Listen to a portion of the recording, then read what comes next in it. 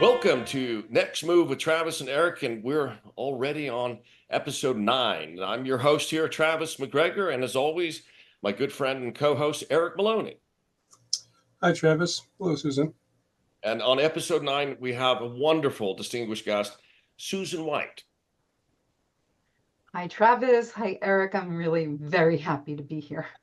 And you're both in New York, which is nice. Maybe a cup of tea afterwards. In any event, so we've had great 8 episodes. And for this, the narrative I want to reduce into, again, a summary. What we're talking about is that cloud computing has all the rack servers have general purpose CPUs. And even with blockchain, it's not irrefutable in a sense of being a secure execution environment. And what we're proposing is tamper-resistant silicon married with cloud computing and blockchain to have what I call is the world's most advanced secure execution environment, SEE, secure execution environment, where the predictability and the results of everything you're doing is pretty much 100%. And we're focused on a mobile SIM, which is the same tamper resistant that's in smart cards and hardware security modules, and even the ID cards to launch nuclear weapons and so on, so very highly secure.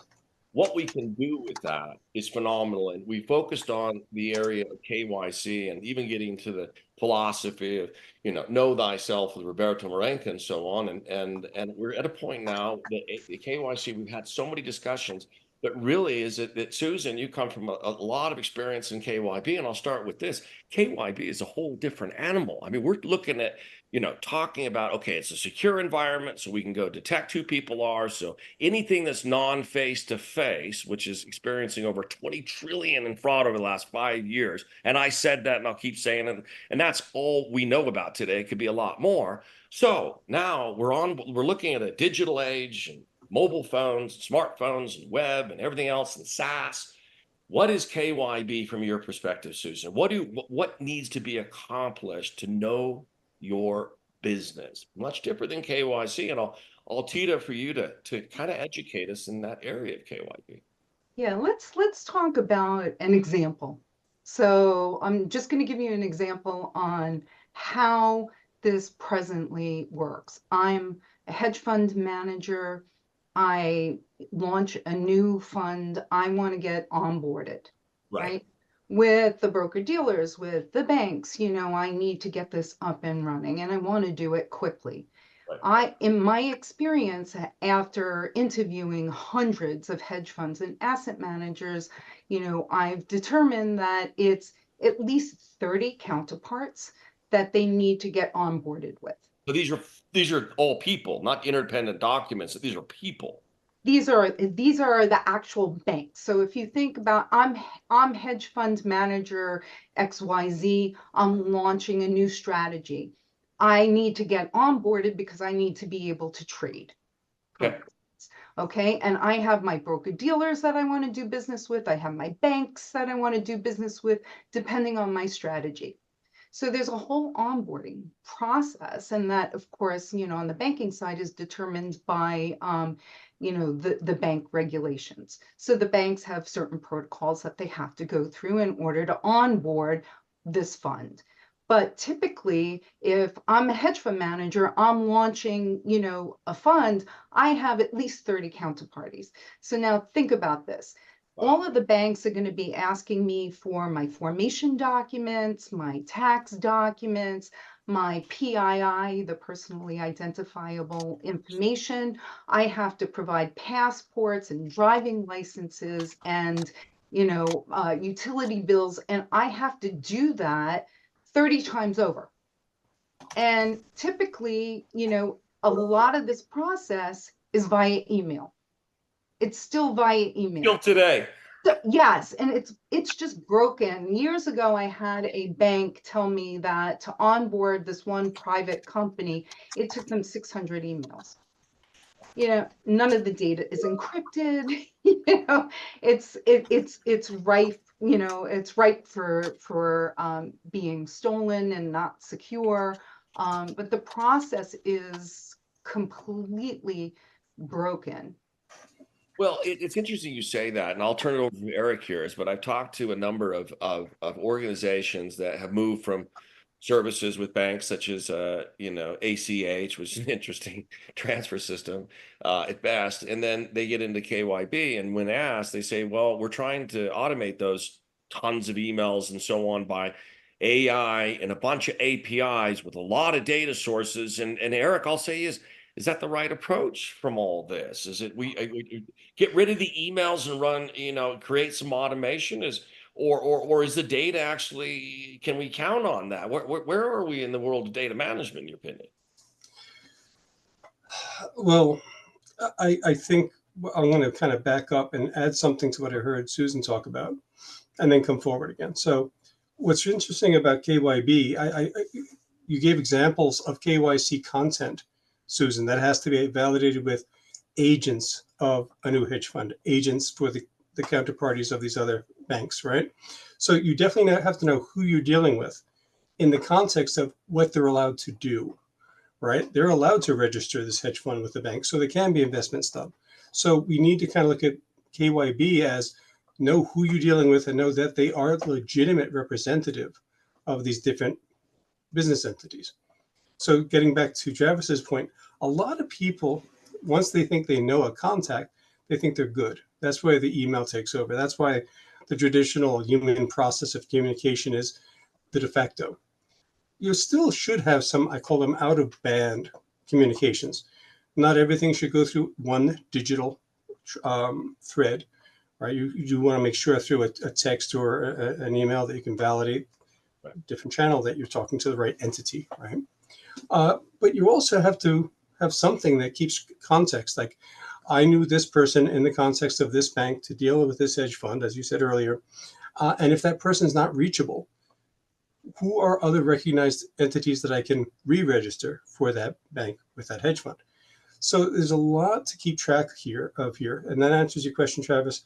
The data is quite horrible. So Okay, you could have started with that, Eric. I mean, well, that goes to the whole point is that, and Susan, we've talked before and everything is you get this data. How do you validate that it's real? I mean, you're going straight to the IRS and say, is this the EIN number? Is this a social security number? Call up AT&T. Is this their phone number? I mean, what's the process? Well, yeah. So let's take this from the financial institution's Sure. perspective. So I think there are something like 430 business registers around the globe. Okay. Each of those business registers has different information, but to validate the existence of a company, you can go directly to that particular business register, which you're going to want to do because you're going to want to validate that that is a legitimate business. Right. But to do that is really onerous. Having relationships with all of those business registers is extremely challenging. Some have technological methods that you can validate, and others are just manual, depending on like the country that you're dealing with. And even within the United States, if you look at every state is different. Right. So Every getting county, data, every right. And you can use a database, but with the databases, you have no idea how fresh that data is. well, So I don't recommend using information that, from a database to validate the existence of an actual business. And on the other hand, like you were talking about the tax identification number or the EIN. sure. In the US. Now, there are businesses out there that will do that for you that have a relationship with the IRS, or, the IRS has you can register with the IRS if you're a business that's going to be using Doing this, okay. validating tax ID numbers over and over. When you look at like a PayPal too, or like a Stripe, those companies have to issue 1099s at the end of the year. And if they are not valid tax identification numbers, and if they didn't validate it, they can be fined. So Oh, there are implications around not getting this right. Very, very interesting. And so we start with the data is all wrong. And I agree with one thing you said is that I've seen so many people go to not only the KYC or KYB databases, but actually go out, which is very good for FinCEN on watch list database and everything. But once again, it's old data, it's out of date, it's static, and it's not current in the sense of, and like what Eric always says is that there's so many interdependent type, and like you said, sometimes 30 different people and interdependent documents and the rest of it. What I'm seeing here is if you have the secure execution environment, you have this living and breathing, perpetual verifying every possible thing. It's very difficult to do, but we're in this age right now. We got to do something rather than just trust on faith that all these agencies are reporting correctly. Trust me, I've done a lot of business on the legal side and with local counties and so on. And I mean, frankly, you can walk in a county and file a deed and own someone's house without providing a picture ID. It's so bad. So I understand the challenges. It's absolutely crazy. And I do believe that AI and machine learning, coupled with the ability to have secure execution, monitoring, measuring, and so on, is the ideal future. I might be a little bit off on that, but that's kind of like the dream that Eric. You're shrugging a little bit, Eric. What do you? No, Craig, Is it the dream I or- I like to quibble a little bit on terms once in a while, right? So I think what you're talking about with the SEE concept is there'll still be a KYC component, but Yes. the culmination of it is to create this immutable token that's now deployed on silicon. So Yeah. now you have something that can be reasserted through a process. What I liked about listening to Susan is how convoluted and complex and human driven these current processes are. If we start thinking of the smart contracts, now we've gone through the trouble to know who these entities are, who are legal representative entities within the smart contract. How do people swap out? You were talking earlier, Susan, if you have startups, excuse my voice, startup might have one or two original KYC components to the KYB representation. You're going to add people, you're going to lose people over time. There'll be smart contracts for how those entities register their agents. Mhm. And now what those agents can do will be able to interact with known smart contracts. So they'll be able to work on behalf of a hedge fund or represent a bank for investment or represent a consumer, right? They'll all work in very similar types of simple flows, which are highly automated with a set of credentials, which are able to be reasserted without all the things you just mentioned, happening over and over and over again. You register to one smart contract for registering your hedge fund. Every entity that registers with the smart contract has already gone through the onboarding. It becomes much easier for everyone to work. There are needs, as I said earlier, once in a while for out of band uh, validations of communication. If there's something catastrophic or you've reached a point where there's only one representative and the smart contract says you always have to have at least two. How do you go back and say, your company's gone through a restructure? How are you going to onboard and get back to two? These are things that the smart contract will allow for out of band processes, right? I think there's been a lot of thought on the processes that you described. I think you have the skill set to, you've captured them for the hundreds of interviews you've done. The trick now is to simplify and create those smart contracts that allow these tokens to be fully leveraged. People have been dealing with blockchain now for years in financial services. They're highly trusted for internal processes in the big banks for clearing and their internal services. Hundreds of billions of dollars of face value are processed through smart contracts on a daily basis. How do we take that and extend it out to these multi-party environments? And that's why I think what you're talking about, your knowledge of KYB, that's the real challenge. And that's the real opportunity. Yeah, what I like about the smart contracts is the veracity of the data that would be included. I mean, the fact that it's immutable, there's a timestamp, it can be Yes. validated. You Yep. always know that what you're getting is validated, where whereas using a database or any other method, if you're, outsourcing and using an API or a case management system, or, however else your whatever process you're using, is not as reliable as using everything on the blockchain. So I'm an advocate. Well, it does bring up something that's very interesting, and I look at, I'm so sad both you went to the blockchain, because I was introduced in 17. I've been very passionate about having something that is transparent and really can be peer-to-peer worldwide. And you look at the area of consensus, and really so we look at a central cloud, and that's all process. Blockchain opens up to more nodes, more people, more influence, right? Consensus. It goes back to the beginning of time. So you take an example where we have let's call it a KYB certificate. It has all the information you got from all the sources, but there's 30 people all running emails. You present it, and each person gets, is this the right serial? All the various information they personally can attest to then verify that immutable record if it's irrefutable, meaning the data that's been recorded is accurate. So the combination of having more people involved, I know we will all want to be fully automated and not do anything, but everyone's on their phones all day long. If a message came up with a certificate and said, is this your name and your address and this and that, and da, da, da, da, yes, and then it gets updated. You have the immutable file, and then you have the irrefutable verification file overlaying that, and that becomes a certificate that people, and it has to be continuous. I don't think this can be just, a lot of the KYC, KYB is, oh my God, I don't want to do it. I got this all done, and we'll never have to do it again. No. And we have a few more minutes, probably 5 more minutes in time. But Susan, I mean, this is always a living, breathing thing.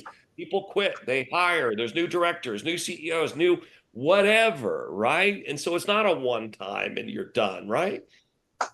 Yeah, and I have a friend who does work with corporations on a global basis, and what he says is that, you know, a a lot of times the internal legal folks at these corporations don't even know what's actually on file at Oh, the yeah. registers. So, I mean, it's like there could have been an update. They might have removed an officer, it might have been updated, it might not be. So, even internally, there's a problem with the validation of the actual correct data. Sorry, the CEO is no longer there. Yeah. Well, if I can just follow up into what Susan said, I, I completely agree and understand that. Another problem with KYC is, I used the term reassertion earlier. A lot of the things about sharing information are often called up in that reassertion process, which allows for a lot of social engineering, a lot of that $20 billion in fraud. It's a ripe environment for that to occur, because Yeah. people can now capture that information and reuse it. They can now, imposter others, so on and so forth. When you start getting to a world of an immutable token, once you get through that process, that reassertion process is KYB process. The reassertion process is much more secure, I, because now there's no re-exposure for any of that KYC, KYB information. There's no, and if there were, you start doing training with your people, which is, you'll never have a reason to share any of those things. You're never really going to have a multi-factor authentication where you have to reveal any other secrets, right. right? So it gets much easier to streamline a secure process with the smart contracts, with these embedded tokens. So you're right that it's ongoing, re-registering new representatives of an organization, but that fundamental KYC and KYB will have tiers. And the only time you go through the process again is if that bank wants to take on a new service and they have to go through a KYB to register for those types of services, right? That's not going to happen every day, every week, every month, every quarter. So there will be, I envision, by smart contract or families of smart contracts, entities registering for those. The KYB process will evolve to say, if you want this class of smart contracts for investment management services, then you're going to have this very high tier of KYB satisfied. That's right. Right, and that'll be reflected in the token once you achieve it, have it generated. Well, we're about 2 minutes to the end. I always promise all of our listeners that we keep it to around 15 minutes. And Susan, Eric and I, when we started all this and looking at all these things in the very, years ago and so on, our biggest passion, and mine is, and I know Eric and others on the team share this, but we got to start somewhere, is eventually it's this whole concept of inclusive and creating and reviving and building local economies in the world, the small guys. And as we all know, is that the SMEs make up pretty much the bread and butter and the operations of our existence. And so, with distributed blockchain and distributed SIMs in the world and the rest of it, do you see, Susan, a potential in the future to go after that, let's say $5 trillion that needs to be lent to these companies that are worthy of it, that the current systems can't onboard them? They have no idea who they are. They don't know how to track them. They don't know how to keep them in the fold to manage and monitor and the rest of it. So if we look at this lofty goal of reviving the small guy in the world, what do you think about that? Is that achievable in the next 5 years? Big grandiose type plans? I do. I'm sorry to put you on the spot. We're leaving on this. I believe that, trust is the biggest factor. So Very if much there so. is, trust that's built up, that you can trust the data, and trust the information that you're getting, and that there is a form of trust, That's right. then I think, that's the key. Yeah. Yeah. No, I appreciate that. And that's come up and so many times on these episodes about it starts with not even machines. Like Eric always says, we need human process, machine process, right? And so on, and business process, all to somewhat have a coexistence. So, Eric, what do you think about the future? And we'll end with that, and then we'll wrap up this wonderful episode on KYB. Your thoughts for the future? Well, very simply, you said something at the beginning of the episode, which is not trivial. About $20 trillion of fraud has already been lost to the system that people acknowledge globally. That's right. That's right.